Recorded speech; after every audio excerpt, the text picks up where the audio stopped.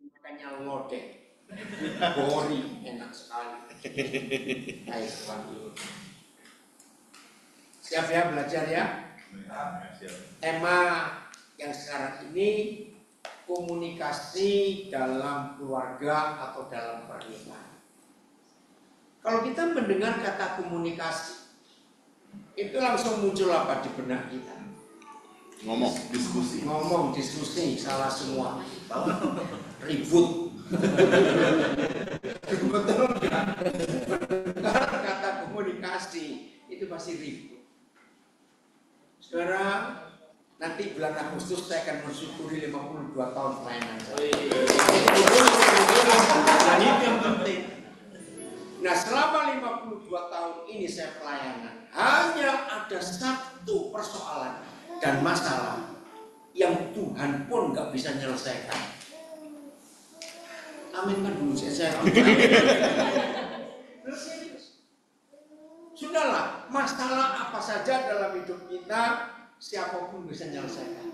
Tapi kalau yang satu ini Tuhan pun dibuat pusing. Apa itu? Ya komunikasi ini tadi. Yang satu salah dengar, yang satu salah bicara. Coba renungkan. Kan pasti nggak bisa menyelesaikan. Ya atau tidak saya tanya, coba. Ya, bayangkan suami istri. Kan begitu mendengar kata suami istri, pasti kita bayangannya duduknya dekat-dekat toh, berdiri dekat-dekat juga, tidurnya dekat-dekat. Masa suami istri tidur satu di sana satu di situ, nggak mungkin. Bayangkan yang dekat-dekat begitu saja bisa salah dengar, salah ngomong. Ya atau tidak? Ini loh masalahnya. Kenapa? Bukan gangguan pendengaran, salah. Bayangkan. Yang dianggap salah ngomong bisa terima nggak? Nggak bisa. Mati-matian tidak. Aku nggak ngomong begitu. Lah yang mendengar nggak ngotot. Pokoknya aku dengar tadi kamu ngomong begitu. Serius, saudara, ini yang saya hadapi 52 tahun ini. Masalah ini yang Tuhan pun nggak bisa menyelesaikan. Kenapa? Karena nggak ada rekamannya. Loh, coba renungkan kalimat ini. Lalu gimana cara keluarnya? Hebat, Roh Kudus ngajari, ampuni. Ya sudah. Yang sadar dianggap salah bicara, bukan sadar dia ngaku salah bicara, tidak. Beda kan? Yang sadar dianggap salah bicara, ya sudah terima saja. Nggak usah dipertahankan. Aku nggak mau begitu. Pokoknya kau mau begitu, nggak bisa. Begitu pula yang salah dengar, ya sudah. Jangan untuk memaksa yang bicara tadi untuk ngakui bahwa dia salah. Setuju? Kalau Tuhan pun nggak bisa menyelesaikan, karena apa? Karena motor. Ya, kalau kan model saya, yang ngomong kamu, dengar kamu kok aku diajak ribut. Kata saudara, ini berarti komunikasi. Buka Yakobus 1:19. Nah, supaya komunikasi dalam pernikahan kita itu aman, baik, manis, pakai ayat ini. Kamu kok dari tadi senang sandaran di mimbar agak sini lah.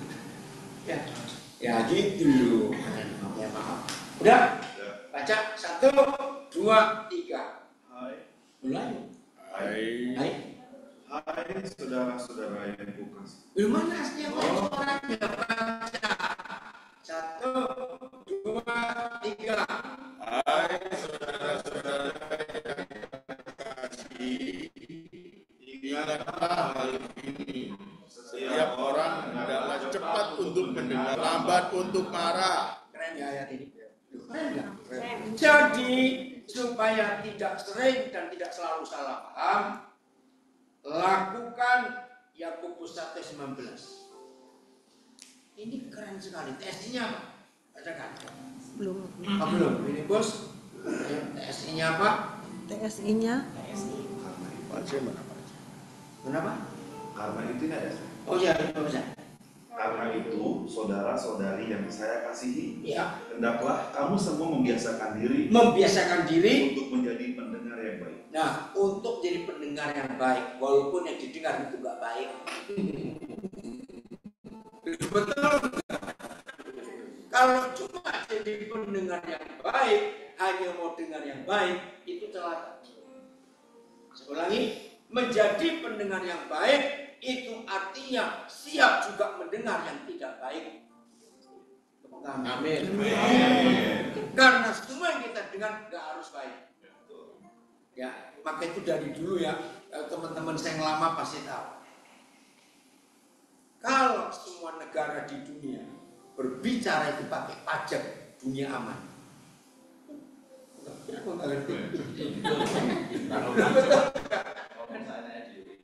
Enggak iso karena pajak. Betul nggak saudara? Kalau semua negara di dunia itu membuat aturan atau undang-undang bicara pakai pajak, aman nggak dunia ini? Nggak bawel. Iya nggak bawel. Oke, lanjut. Jangan buru-buru bicara. Nah, jangan buru-buru bicara. Terjemahannya bagus. Terus? Dan jangan cepat marah. Nah, jangan cepat marah. Sudah selesai. Hebat ya. Jadilah pendengar yang baik dan jangan buru-buru bicara. Apa Biren? Saudara, kalau kita berkomunikasi suami istri pakai hukum ini, surga ada di keluarga kita. Amin. Surga ada di keluarga kita. Nah, setelah tadi kita pakai prinsip, ya gimana kalau salah dengar salah bicara, ampuni. Dan tidak usah diselesaikan. Harus. Kalau kita berusaha menyelesaikan salah dengar salah bicara, nggak akan pernah selesai. Iya. Karena masing-masing akan ngotot. Aku benar, kamu yang salah. Yang disalahkan juga nggak mau tahu. Aku benar, kamu yang salah. Seru saudara, masalah ini seru sekali. Itu sebabnya jangan sampai iblis menang atas rumah tangga kita. Saya tidak tahu ya, yang lain yang belum punya pengalaman nggak harus ikuti pengalaman saya. Tapi Roh Kudus itu luar biasa. Tiap kali dia menunjukkan sebuah kebenaran kepada saya, kebenaran berarti firman. Itu nggak lama kemudian pasti Roh Kudus berikan saya fakta ilmiahnya. Contoh, ini pengalaman saya pertama waktu merenungkan Yosua 1 ayat 8. Masa sih Tuhan? Hanya karena merenungkan firman itu siang dan malam dan memperkatakannya, maka seluruh perjalanan kita akan berhasil dan kita akan beruntung. Dari mana? Logikanya kayak apa? Nah, itu jauh sebelum ada internet, komputer belum ada, email itu belum ada. Sampai suatu saat mulai ada komputer, ya ada internet, semuanya itu, oh baru tahu penjelasannya. Otak kita ini memori nggak? Betul? Ya. Kalau kita lihat sistem komputer punya memori, makin besar memori yang kita punya di program kita, berarti makin banyak data, makin banyak kegunaan yang kita bisa simpan di memori ini. Nah, ingat dalam komputer ada kata sampah. Saudara punya memori yang sekian terabyte, tera itu banyak. Pertama masih megabyte. Gigabyte, kilo, mega. Yang paling kecil apa? Kilobyte, KB, terus megabyte, gigabyte, terabyte. Nah, kayak saudara punya sebuah komputer memorinya sekian terabyte, tapi isinya spam semua. Berarti yang disimpan yang enggak begitu. Ada gunanya enggak memori sehebat itu? Nah, ternyata otak kita ini memorinya tak terbatas. Untuk memperjelas ayat ini, saya pakai teori ini. Ini pun Roh Kudus yang mengajar.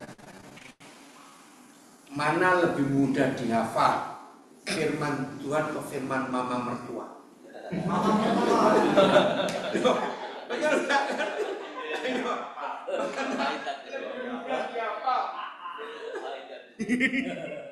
Firman atau firman mama mertua? Jelas firman mama mertua. Kenapa firman mama mertua lebih mudah dihafal? Karena direnungkan siang dan malam. Masa baru tahu? Dan diperkatakan. Betul-betul. Yosua 1:8 itu terjadi. Karena begini ya, menantu yang disakiti mama mertuanya itu selalu ngomong kalau ketemu orang baru. Loh ya atau tidak? Pasti ceritain lagi. Nah, kurang ajarnya manusia. Ada istilah ini yang saya terima. Manusia itu salah satu kelemahannya. Dititipin uang sering kurang, titipin omongan pasti lebih.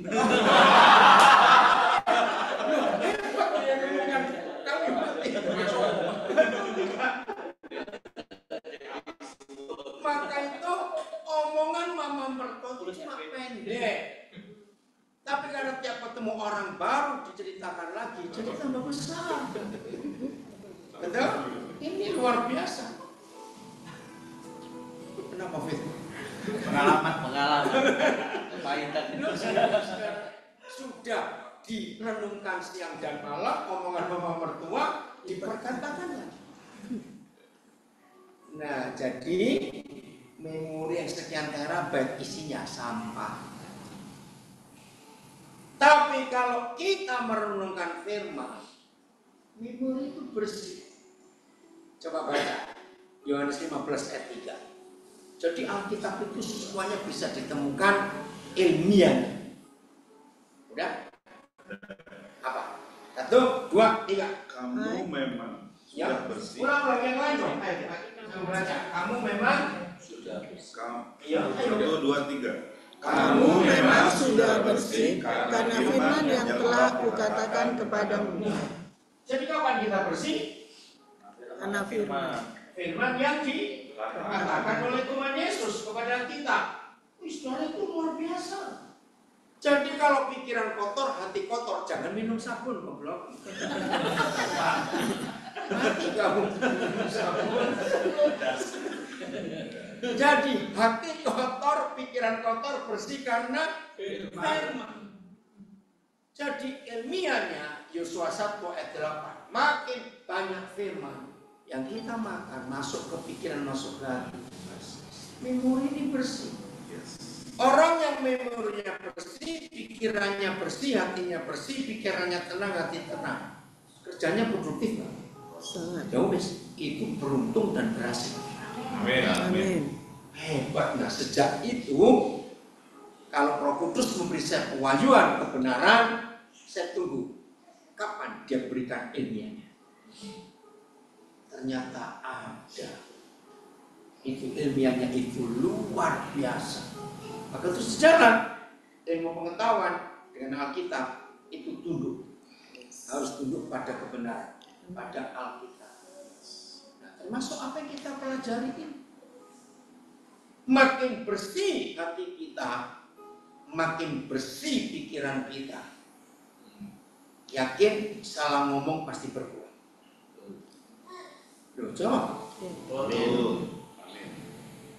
Karena apa yang keluar lewat mulut kita itu isi hati kita. Yes. Hati yang kotor, walaupun ngomongnya hati-hati, ngomongnya pelan-pelan, tetap nyelekit. Pahit. Betul nggak? Tetap nyelekit. Karena memang sudah kotor. Pedes. Keren ya firman Tuhan ini. Maka itu kalau suami istri komunikasinya, maaf, sering nggak baik atau selalu nggak baik, karena hatinya kotor, pikirannya kotor. Jadi suami istri izinkan firman itu menyucikan kita setiap hari. Pagi-pagi bangun, masukkan firman, renungkan firman. Karena itu akan membersihkan hidup kita. Kalau hati kita bersih, pikiran bersih, hidup itu luar biasa. Mazmur 73 ayat 1. Apa yang terjadi pada orang yang hatinya bersih? Mazmur 73 ayat 1. Ya, silakan. 1, 2, 3. Ya. Sesungguhnya Allah itu baik bagi mereka yang tulus hatinya, bagi mereka yang bersih hati. Ternyata Bapa di surga tidak bisa baik kepada semua orang Kristen, dan dia nggak bisa baik pada semua manusia. Kebaikan Bapa di surga hanya bisa dimiliki, dirasakan oleh orang yang hatinya bersih. Amin. Orang yang selalu hidup dalam kebaikan Tuhan pasti nggak pernah salah dengar, nggak pernah salah ngomong. Lo betul tidak? Karena baik. Yang dinikmati hanya kebaikan Tuhan. Ayat ini menyadarkan saya berapa puluh tahun yang lalu. Siapa pernah dengar ada saudara kita berkata gini, Tuhan, aku ini kurang apa sebetulnya? Puasaku rajin, pelayanan luar biasa, persembahanku untuk pekerjaanmu nggak habis-habisnya. Kok sepertinya Tuhan pilih kasih kepadamu? Nah, setelah saya tahu ayat ini, ternyata hatimu yang nggak beres. Betul tidak?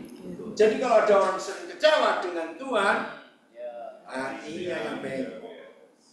Hatinya yang nggak beres. Orang yang hatinya nggak beres, ngomong sedikit pun pasti nyakitin orang. Nah ini konsep yang luar biasa dalam hidup kita. Oke, saya lanjut. Penyebab suami istri salah komunikasi itu dimulai dengan hal kecil. Catatan ya, rasa jengkel. Kecil gak jengkel? Loh, jengkel itu kecil atau besar? Kecil. Kecil sekali. Cuma jengkel kok. Tapi itu sumber masalah. Ayo renungkan. Kalau suami sedang jengkel pada istri, istri sedang jengkel pada suaminya, ngomong benar tetap, nah itu masalahnya. Karena jengkel. Jangan anggap enteng jengkel itu merusak. Nah, gimana cara menghadapi jengkel? Terima satu dengan yang lain, seperti Yesus telah menerima kita untuk kemuliaannya. Roma 15 ayat 7. Kalau kita bisa menerima istri kita, bisa menerima suami kita, sebau apa, sekurang ajar apa, setidak enak apa, aman gak hubungan suami istri? Aman. Nah, itu dia. Hidup ini jadi luar biasa. Saya ulangi lagi ya supaya tahu. Sebenar-benarnya orang ngomong benar, tapi kalau yang mendengar lagi jengkel. Ngerti gak kalimat ini? Saya ulangi. Sebenar-benarnya orang ngomong benar, tapi yang mendengar lagi jengkel. Hasilnya salah. Tetap salah. Kenapa? Banyak Roma 15. Oh, 15 ayat 7. Coba baca Roma 15 ayat 7. Sebab itu, Ya. terimalah satu akan yang lain. Ini keren sekali. Sebab itu terimalah satu akan yang lain sama seperti Kristus juga telah menerima kita untuk kemuliaan Allah. ayat ini saya jawab dengan pertanyaan begini. Sebetulnya hubungan kita dengan Tuhan Yesus dan Tuhan Yesus dengan kita, yang rugi itu siapa? Tuhan. Nah, yang rugi siapa? Cepetan jawab. Tuhan harusnya. Bukan seharusnya iya, seharusnya. Betul? Ngurusi bajingan kayak begitu. Enggak amin. Bajingan aja ini. Ya enggak, ngurusin orang hatinya bengkok begini. Iya sih. Coba kalau Tuhan model kita ini jadi apa? Iya sih. Di blender semua di sini. Betul enggak? Ayo, buat Tuhan kita ini jengkelin, nyebelin, ya atau tidak? Loh, buat Tuhan kita ini nyebelin enggak? Nyebelin. Banget. Jengkelin lagi. apa? Muntah. Tapi Tuhan bagaimana menghadapi kita? Senyum. Karena dia tahu kita. Maka itu Roma 15 ayat 7. Ini cara berkomunikasi yang baik. Suami pada istri, istri pada suami. Artinya, yo wis lah. Tahu nggak sobat? Filsafat Jawa, yo wis itu artinya luar biasa. Titik. Iya sudah. Gak usah dipermasalahkan lagi. Gak usah diteruskan, ya sudah. Artinya mengampuni, menerima. Maka kalau suami istri komunikasinya seperti ini, wih aman. Gak usah dikejar. Gak bisa, aku gak terima. Aku gak terima. Yang gak terima kalau sopo. Gak terima sama siapa? Itu istrimu ya suamimu. Ya wis lah. Ya wis. Dan ya wis itu artinya mengampuni, bukan jengkel. Bukan ya wis gak terima, bukan. Keren sekali kata. Karena seperti itu yang Yesus buat atas kita. Amin. Itu dia buat atas kita.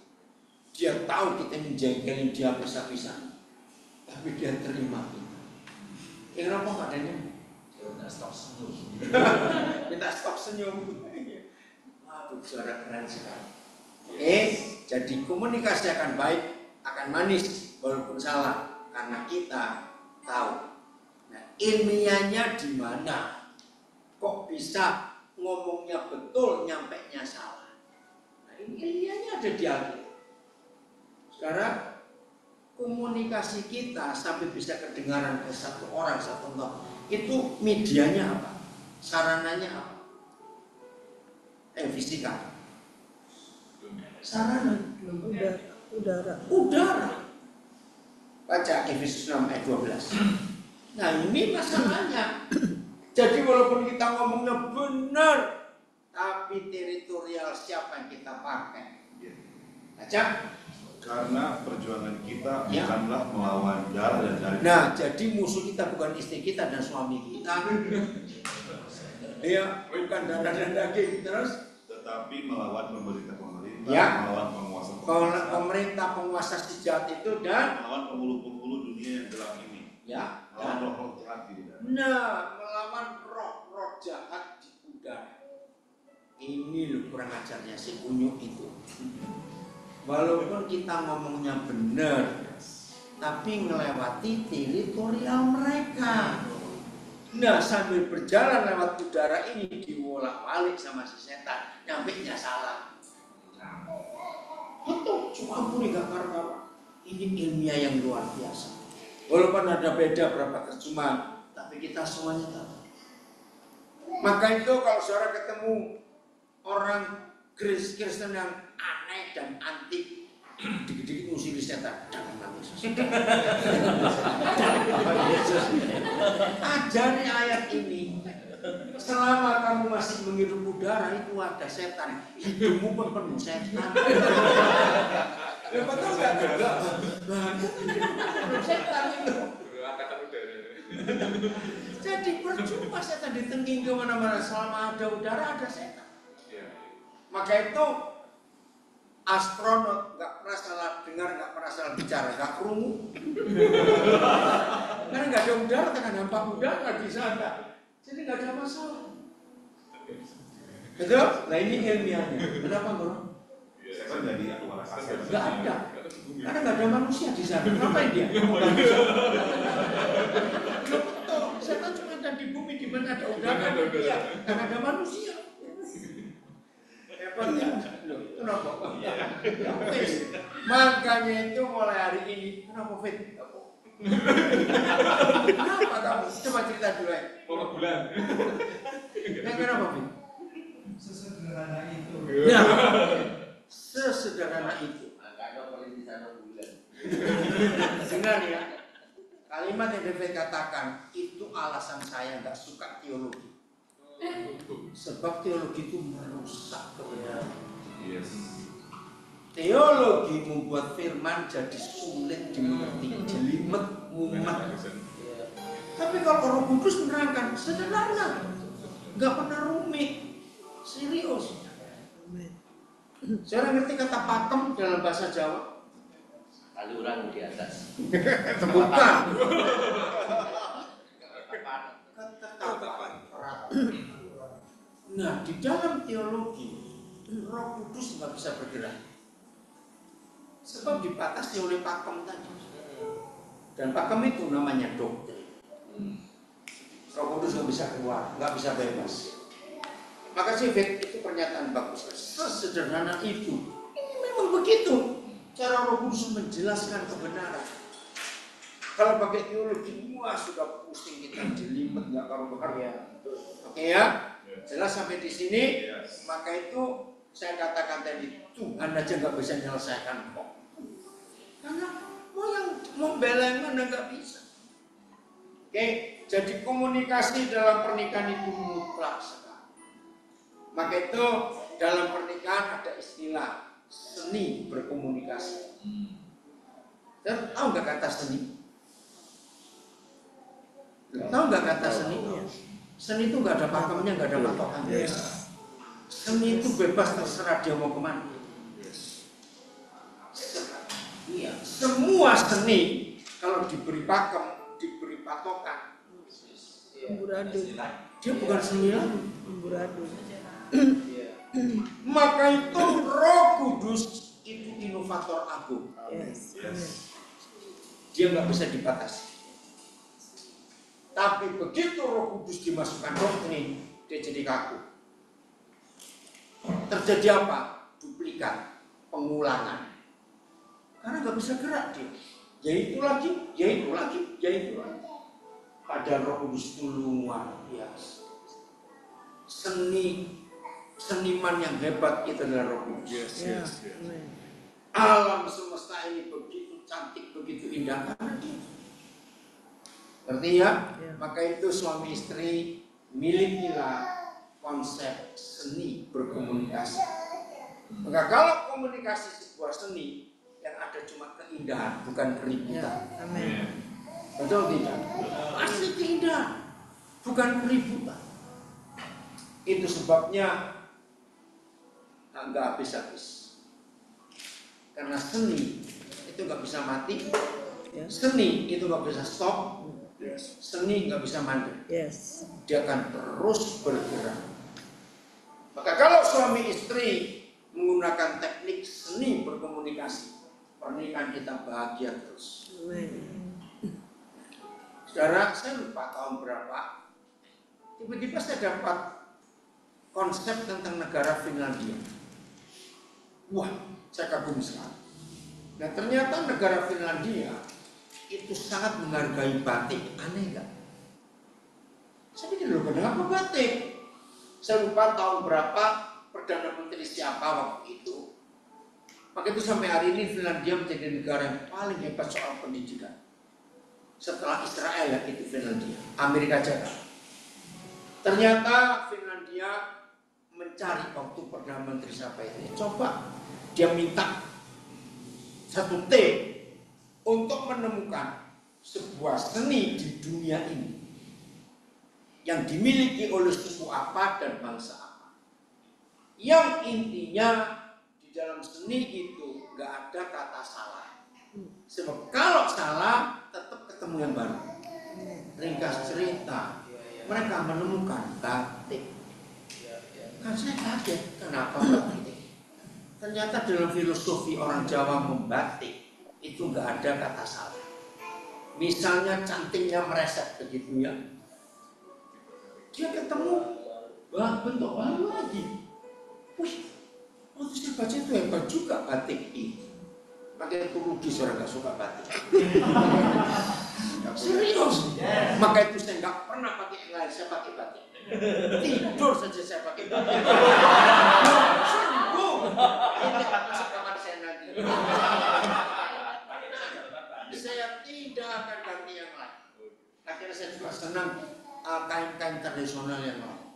Saya punya koleksi cukup banyak yang dari ulos ya, dari tenun Toraja, mana-mana saya punya. Karena saya suka.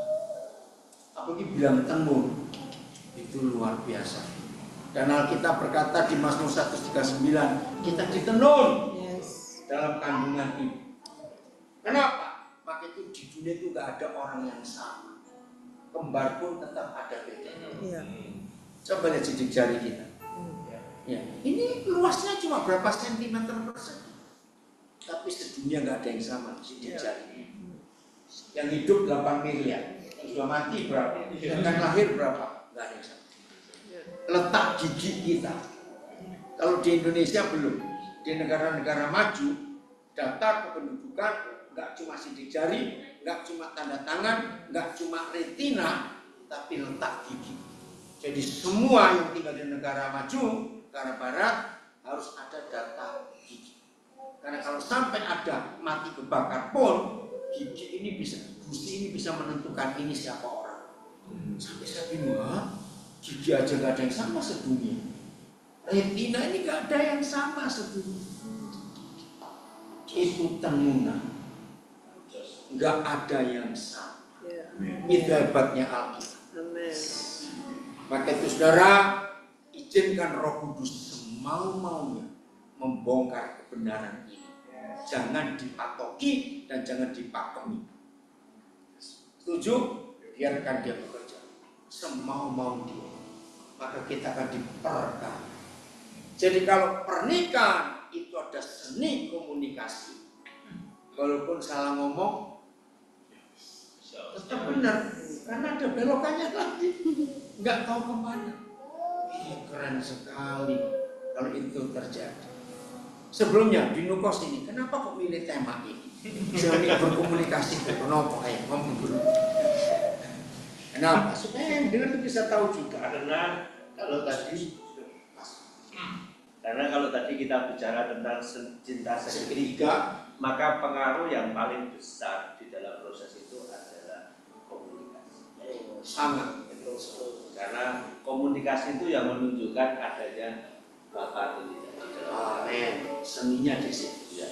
Yang menikah satu suku aja bisa ribut. Betul, apalagi beda suku.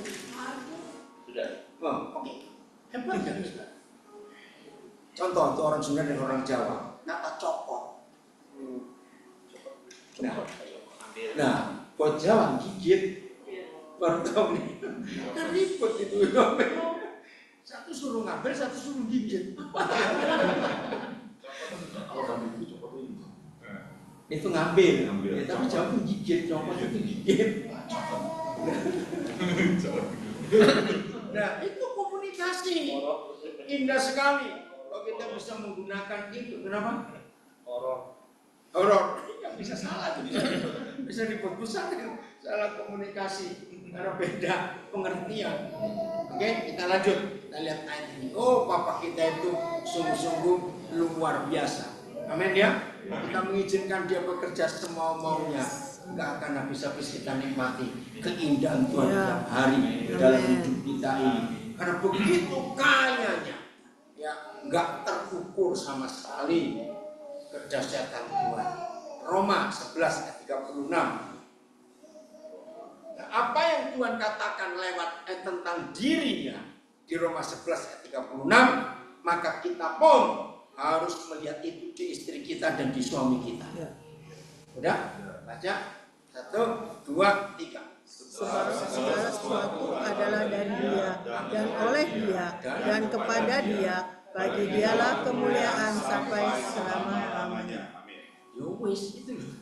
Yowes tadi. Segala sesuatu adalah dari Dia, oleh Dia, dan untuk Dia. Ini kehebatan Bapa kita. Segala sesuatu. Maka kalau kita tahu segala sesuatu dari Dia, oleh Dia, dan untuk Dia, hidup ini akan indah. Hubungannya kemana? Ayat 34. Baca Roma 11. 1, 2, 3. Sebab siapakah yang mengetahui pikiran Tuhan, atau siapakah yang pernah menjadi nasihatnya, Atau si Iya, sudah selesai. Atau siapakah yang pernah memberikan sesuatu kepadanya? Oh ya, 35 ya, Pak. Saudara coba perhatikan. Ini Papa kita yang luar biasa. Ayat berapa itu? Oh, alangkah dalamnya itu. Ayat 3 berapa? 33. Coba baca 33. Oh, alangkah dalamnya kekayaan, hikmat dan pengetahuan Allah.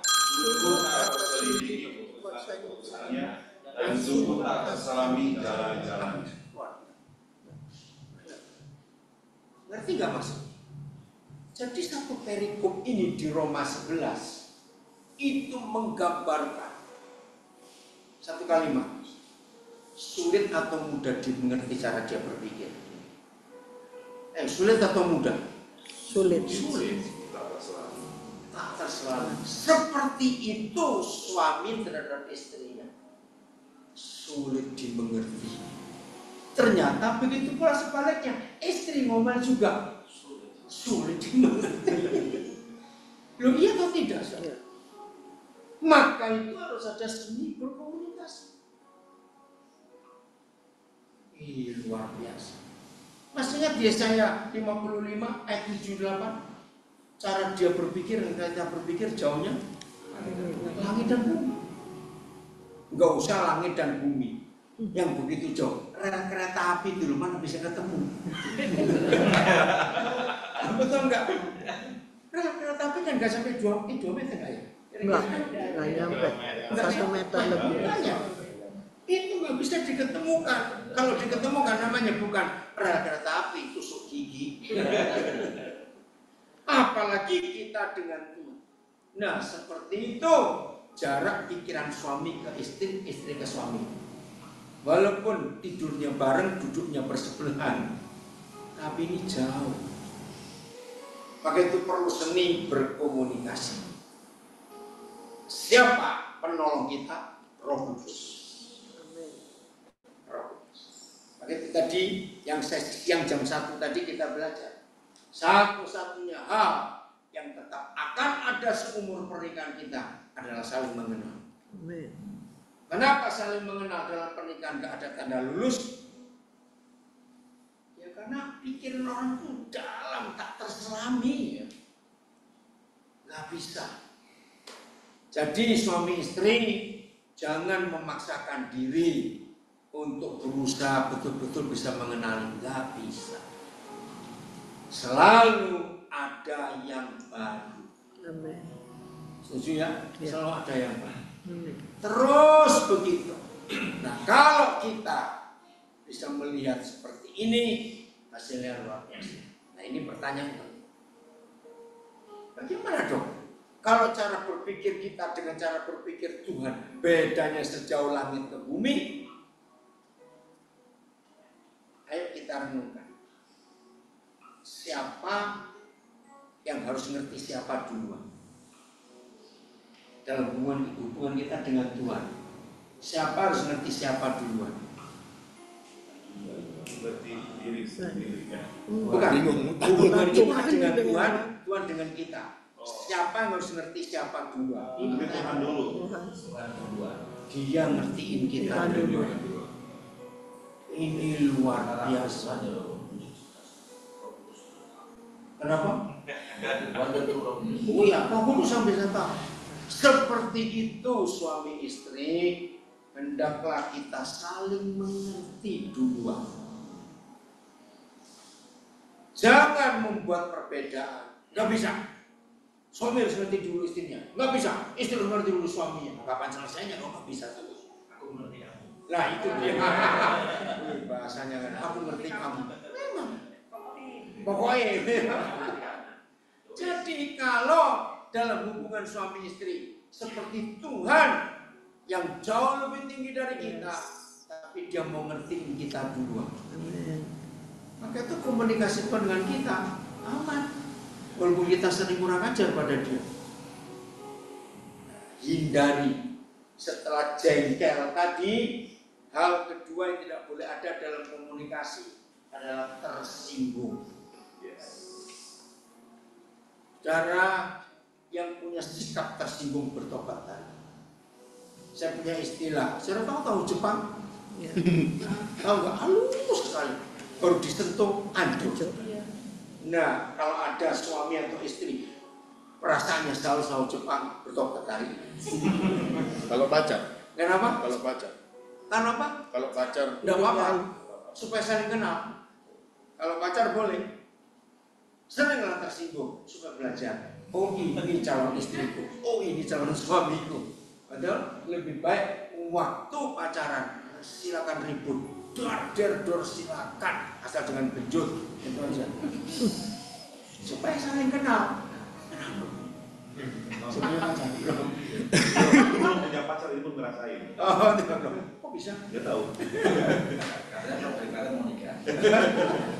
Sekarang kan ya firman Tuhan itu kalau kita hidupi sungguh-sungguh indah sekali. Jadi jangan ada jengkel, jangan ada tersinggung, karena itu merusak komunikasi. Istilah kami orang timur sumbu pendek. Kalau orang Jawa sumbunya kepanjangan. Ngerti istilahnya? Ada istilahnya. Panas-panas ya. Lo ngerti nggak sumbu panjang sumbu pendek? Gitu. Kalau sumbu panjang dinyalakan dor. Kalau sumbu pendek dor langsung. Nah, jaga. Yang tadi kalau orang Jawa nginjak bara, Oh iya. angkatan goblok.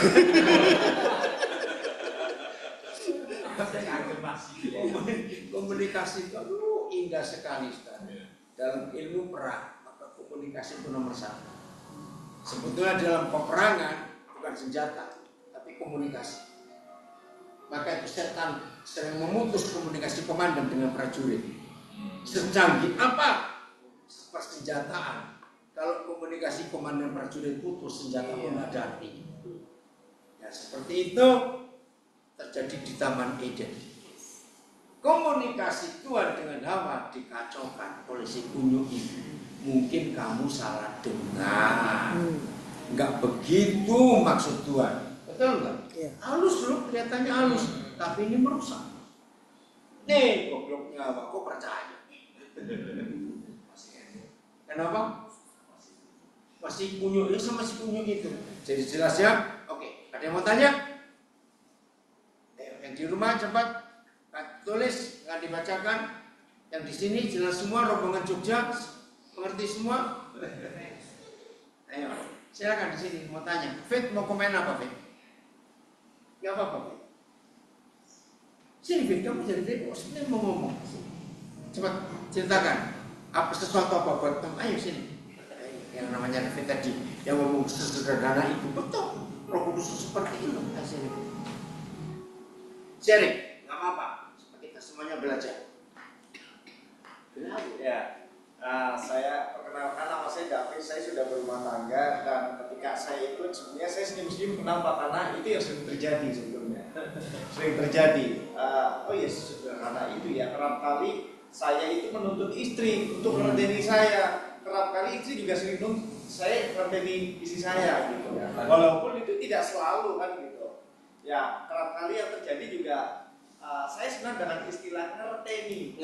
Ya, itu ketika ya sampai hari ini saya masih belajar. Saya sedang belajar bagaimana caranya istri itu belum ngomong saya sudah Ngerti. sentuh dia. Iya toh, Pak. Jadi Itu tadi baca si kedua ya. saya sering pesan gini. Kenapa, Ma? Gitu. Ono foto Ma, kok ada sesuatu yang beda? Enggak apa-apa. Tapi nanti 5 jam baru kita Panjang. Ya, jadi saya senyum-senyum jadi oh iya saya apa yang saya sedang butuhkan ya ini tepat. Padahal saya tidak diundang di tempat ini. Ya, jadi saya bersyukur sih apa ya hal yang sederhana itu cara oh iya ya ternyata ya kerap kali ya Tuhan dengan cara teologinya yang bulat seperti itu, tetapi dengan sesederhana ini oh bisa ya diterima, oh ya tinggal diterapkan dalam kehidupan sih seperti itu. Ya, Puji Tuhan, ngerteni. Ngerteni. Apa ya bahasa Indonesia? Saling mengerti. Iya, betul. Mengerti, memahami. Oke, Efesus 3 ayat 18. Ada 3 fase yang membuat komunikasi kita itu luar biasa.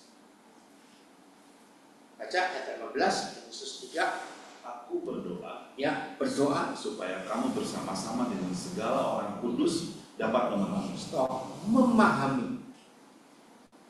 Komunikasi kita akan indah kalau dua orang ini saling memahami. Iya. Ternyata memahami aja nggak cukup. Terus Betapa lebarnya Ya. dan panjangnya dan tingginya dan dalamnya kasih Kristus. ternyata bukan cuma kasih Kristus kepada manusia yang begitu tinggi, begitu panjang, begitu dalam, dan begitu lebar. Ada 4 kali. Ternyata seperti itu kasih istri kepada suami, kasih suami kepada istri. Karena terlalu dalam, terlalu tinggi, terlalu lebar, dan terlalu panjang sampai bingung. Betul nggak? Maka itu seharusnya ketika suami istri merasa bingung dengan pasangannya, justru itu indah. Amin. Amin. Lo betul nggak? Yang belum menikah harus siapkan ini loh. Maka itu kita harus sering saling mengagumi. Waduh, lo betul nggak saudara? Kata betapa panjangnya, betapa lebarnya, betapa tingginya, betapa dalamnya. Itu selalu ada kata wow gitu. Betul? Maka kalau suami istri merasakan kekagumannya karena begitu sulitnya dimengerti, begitu susahnya dikenali, ya sudah. Setelah itu ayat 19 Dan dapat mengenal kasih. nah, setelah memahami maka dapat mengenal. Nah, saya pikir saudara, setelah suami bisa mengenal istrinya, istri bisa mengenal suaminya, itu cukup. Ternyata belum. Ada yang ketiga. Sekalipun Ya. ia melampaui segala pengetahuan. Nah, kasih Tuhan kepada manusia itu melampaui segala pengetahuan. Artinya nggak terjangkau dalam pikiran kita. Maka begitulah seharusnya cara suami melihat istrinya. Begitu pula sebaliknya cara istri melihat suaminya. Sulit dipahami. Tak terjangkau. Serius saudara. Maka kalau kita melihat perbedaan-perbedaan ini, komunikasi itu nggak akan ada masalah. Terus, Aku berdoa nah ini yang ketiga ya. Aku berdoa supaya kamu dipenuhi di dalam seluruh kepenuhan Allah. haleluya. Suami istri ini salah satu teknik seni berkomunikasi. Pertama saling memahami. Nanti coba cari kata-kata sendiri ya, saling memahami betul. Yang kedua saling mengenal. Ternyata nggak cukup. Saling dipenuhi dan memenuhi. Ya, nanti istilah saling memenuhi, dipenuhi. Dan aku berdoa supaya kamu dipenuhi dalam seluruh kepenuhan kasih Tuhan. Maka dalam hidup suami istri, kalau suami bisa masuk ke hidup istrinya, istri bisa masuk ke hidup suaminya. Ada nggak salah paham yang diperbesar? Tidak. Enggak. Maka itu kalau sampai ada suami istri sering salah paham, berarti belum saling memenuhi, masih jarak jauh. Kenapa saling nuntut dia? Maka Stephen ngomong tadi, jangan saling nuntut. Lalu bagaimana sikap suami istri kalau nggak boleh saling menuntut? Kita lihat 1 Korintus 13 ayat 7. Habis ini saya beri kesempatan lagi yang mau tanya. Inilah bentuk kasih itu. Satu kali saudara sebelum ayat ini muncul, saya pun menanyakan begini.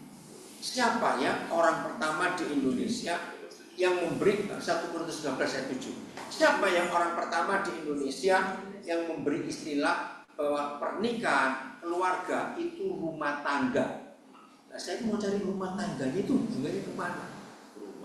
Nah, rumah tangga kenapa? Lah ya, kalau ular dan tangga ada. Tapi rumah tangga ini apa? Kan tidak semua rumah harus bertingkat. Nah, sampai ini saya nggak ketemu jawabannya. Kenapa? Keluarga itu disebut rumah tangga. Oke lah, pokoknya saya percaya. Yang penting ada rumahnya. Kalau enggak masuk di bawah kardus. Nah, karena ada kata rumah, Roh Kudus ngajari saya. Minimal sebuah rumah tiangnya berapa? 4. Kalau rumah tiang 1 namanya payung. Harus 4. Kalau 3 nggak mungkin, ambruk. Nah, saya cari di Alkitab, mana bicara tentang 4 hal ini. Ternyata ayat ini, coba baca. Ia menutupi Ya, segala kasih. sesuatu. Ia itu kasih, ya, katakan kasih. 1, 2, 3. Kasih menutupi segala sesuatu. Yang kedua, kasih Percaya segala sesuatu. Yang ketiga, kasih Mengharapkan sesuatu. Yang keempat, kasih sabar. Sejak hari itu, ternyata membereskan masalah pernikahan itu nggak susah. Kalau sampai ada rumah tangga goyah, periksa tiangnya. Dari 4 tiang ini mana yang goyah? Ayo kita teliti. 1. Kasih itu menutupi segala sesuatu. Selalu cari lawan katanya. Lawan katanya menutupi apa? Membuka. Nah, setelah menikah, ingat ya suami istri yang belum nikah siap-siap. 1 kalimat yang tidak boleh diucapkan dalam hidup suami istri, apalagi dalam berkomunikasi, dengan kalimat ingat yang dulunya, ingat yang dulu. Ngerti nggak? Kalau sampai suami istri selalu ungkit-ungkit yang dulu, ambiar. Ya, betul itu, ambiar padanya. Saya tanya, maaf ya, segoblok-gobloknya orang goblok. Kalau diungkit terus dia marah enggak? Ya wis. Apalagi yang pintar itu loh maksudnya. Maka itu suami istri ngapain? Saya sudah gini loh. Tutup. Mau saya dibuka-buka lagi yang dulu biar. Suami istri dalam berkomunikasi harus lihat ke arah depan, bukan ke arah belakang. Apa yang terjadi kalau setiap mau ngomong ingat yang dulu? Terjadi apa dalam pernikahan itu? Nah, pikir kalau suami istri mau berkomunikasi tapi didasari ingat yang dulu, pasti jadi apa? Berantem, bunuh orang, ambiar. Ayat ini luar biasa. Yang kedua percaya segala sesuatu. Ini bukan soal iman, beda. Berapa banyak rumah tangga hancur karena omongan orang. Betul? WA yang salah masuk. Lihat atau tidak? Hati-hati. Jadi dalam berkomunikasi suami istri harus dan wajib mempercayai istrinya atau suaminya daripada tetangganya. Suami istri. Betul? Ya. Kalau suami istri sudah kehilangan kepercayaan satu dan yang lain, maka rumah tangga itu sudah cerai dengan sendiri. Bubar. Rusak, bubar. Karena basic dasar rumah tangga itu saling percaya. Yes. Maka itu jaga hubungan ini dari 4 tiang ini soko burung. Kalau istilah Jawa. Ini 4 tiang yang luar biasa. Apa lawan katanya saling percaya? Curiga, bukan tidak percaya, curiga. Begitu curiga masuk, asumsi masuk, kira-kira, jangan-jangan, mungkin hancur rumah tangga. Komunikasi akan rusak kalau didasari jangan-jangan, mungkin, kira-kira. Ya atau tidak? Ya. Karena kalau sudah mulai ada dasar jangan-jangan, kira-kira, mungkin, ngomongnya benar pun tetap diterima salah. Modus baik. Yang ketiga mengharapkan segala satu. Nah ini apa lawan katanya berharap? Menuntut. Dalam pernikahan tidak boleh ada tuntut menuntut. Saya beri contoh. Suaminya jaksa, istrinya jaksa. Lucu nggak kalau di rumah tuntut menuntut terus? Bukan pusing, ya tinggal aja di pengadilan sana. Jangan pulang ke rumah. Jadi suami jaksa, istri jaksa pun nggak boleh saya menuntut terus. Maka itu suami, istri jangan beri waktu. Aku beri waktu kamu 3 hari. Apaan? selalu mengharapkan kamu berubah. Yes. Amen. Setiap kali suami berkata kepada istrinya, aku berharap kamu berubah, itu artinya aku mau berubah lebih dulu. Ya. Karena kalau kita yang ngomong minta berubah pada pasangan kita, tapi kita nggak mau berubah, hati-hati. Keren ya firman Tuhan. Yang keempat, sabar, menanggung segala sesuatu. Amin. Dan kerennya, 4 tiang ini diakhiri dengan kata segala sesuatu. Artinya, tidak ada yang tersisa. Semuanya. Semuanya. Hebat ya? Maka itu ini salah satu cara lagi melihat firman dengan pimpinan Roh Kudus, dengan terang Roh Kudus, luar biasa. Ada yang mau tanya? Ayo, kita diskusi sebelum selesai. Saya sudah ngantuk sekali. Berarti 2 malam saya belum tidur. Karena dari perjalanan dari Amerika. Kenapa? Iya. Oh ya. Ayo, ada yang mau tanya? Cepat. Soal ini, Apa? soal yang tadi hati yang kotor itu. Ya, hati yang kotor kenapa? Kalau berkata Ya, pasti. berarti kalaupun hati yang kotor pun itu kayak apa yang diterima orang, walaupun itu benar sakit hati juga. Iya. Masuk Betul. akar kepahitan itu kalau hati kotor. Hati kotor. Nah, cara agar bisa memonitor agar kita senantiasa selalu bersih hati, selalu damai hidup Ya. sama orang, itu memonitornya bagaimana? Monitornya gampang. Roh Kudus itu alarm. Itu alarm. Saudara, siapa pernah ngalami ini? Baru salah ngomong, tapi kita nggak tahu kalau itu salah. Tiba-tiba dek.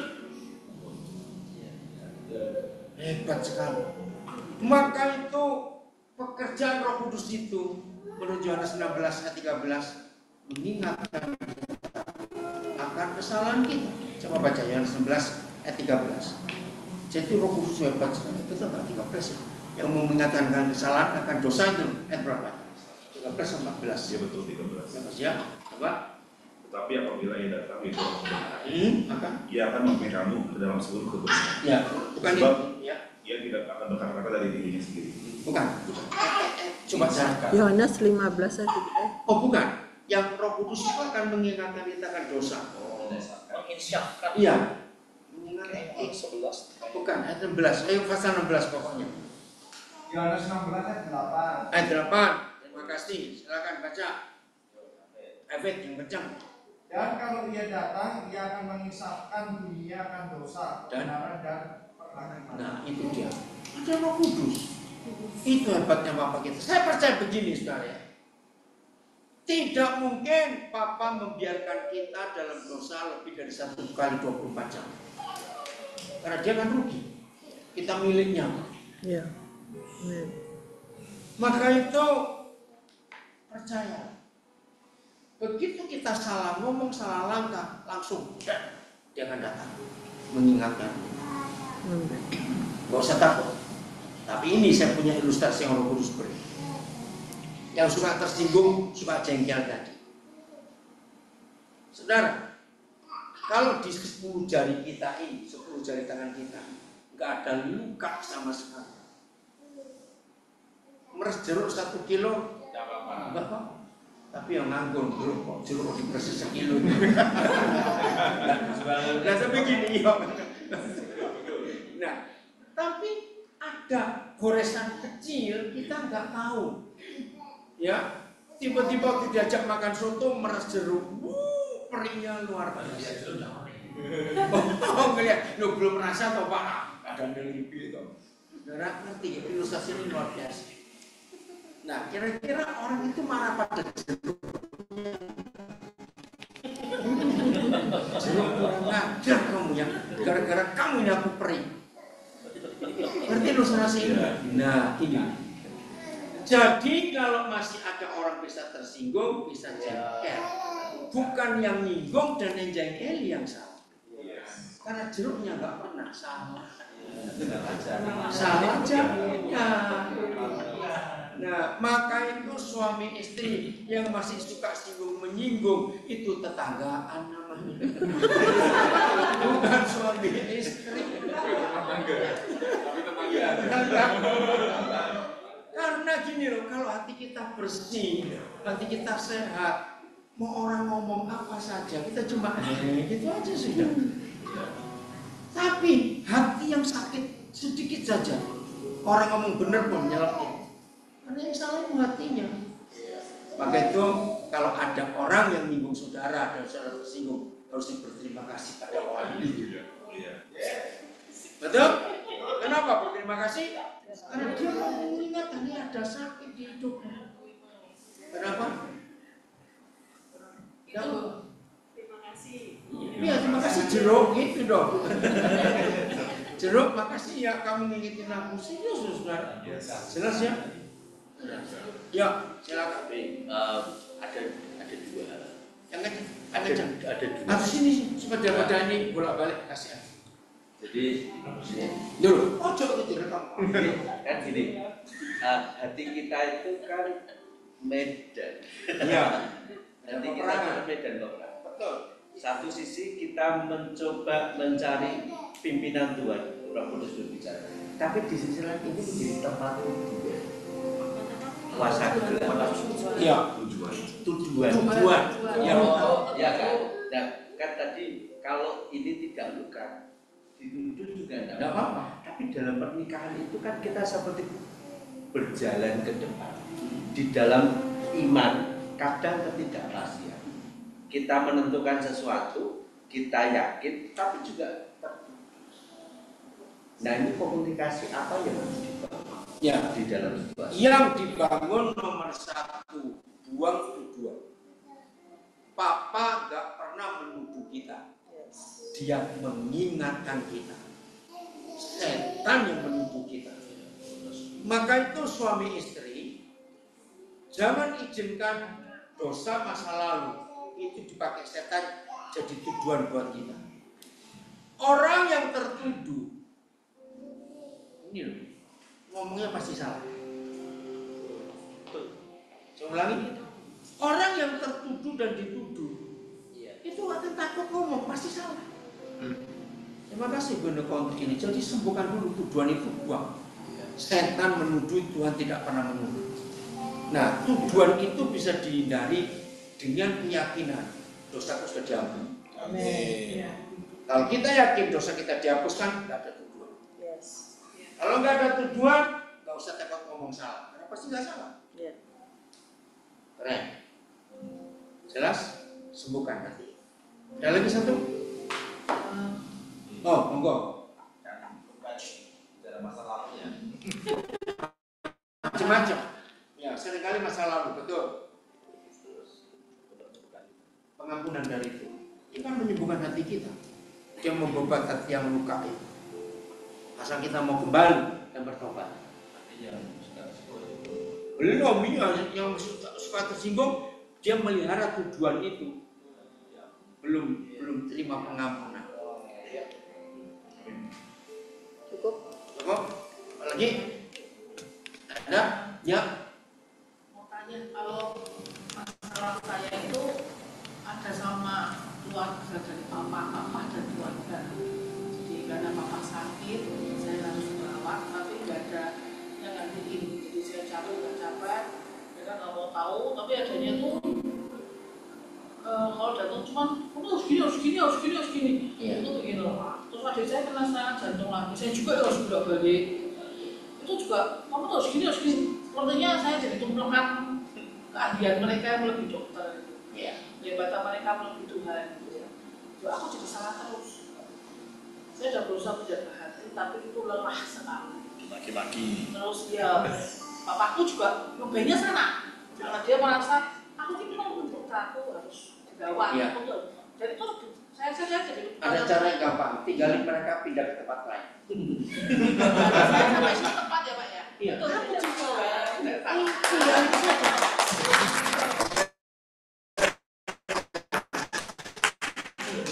Karena itulah jeleknya manusia ya.